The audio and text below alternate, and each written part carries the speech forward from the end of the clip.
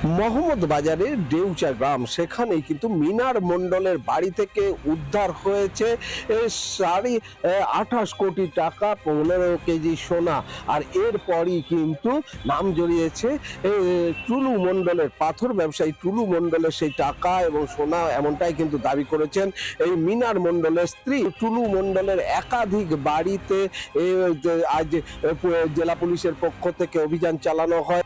মোহাম্মদ বাজারের সোৎসাল, সেখানে টুলু মণ্ডলের একটি বাড়ি রয়েছে, সেখানে জেলা পুলিশের আধিকারিকরা যান। সিউড়িতে যেটি টুলু মণ্ডলের বাসভবন, সেখানেও কিন্তু এখনো পর্যন্ত জেলা পুলিশের আধিকারিকরা রয়েছেন।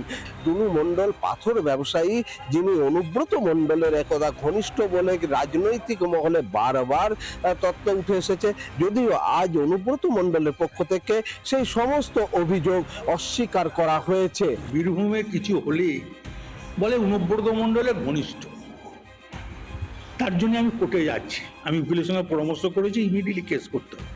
টুলু মণ্ডলের ঘরে মেয়ের বিয়ে হলো, আমাকে দেখেছেন, আমি গিয়েছিলাম। একটি সোনা ওজন করার মেশিন নিয়ে আসা হয়েছে, স্বর্ণ ব্যবসায়ী তিনি বেরিয়ে গিয়েছেন, লোক নিয়ে আসা হয়েছে, অন্য স্বর্ণকারকে নিয়ে আসা হয়েছে যারা এই সোনা চিনতে পারবেন। কি জন্য রাখা হয়েছিল?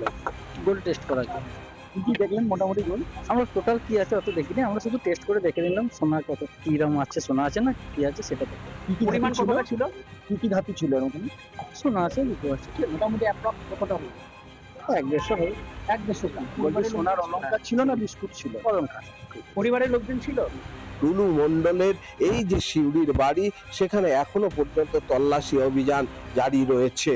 বীরভূম থেকে ভিডিও জার্নালিস্ট কার্তিকের সাথে মনোরঞ্জন, রিপাবলিক বাংলা। নানা ধরনের কন্টেন্ট দেখার জন্য লাইক করুন, শেয়ার করুন আমাদের ফেসবুক পেজ, সাবস্ক্রাইব করুন আমাদের ইউটিউব চ্যানেল।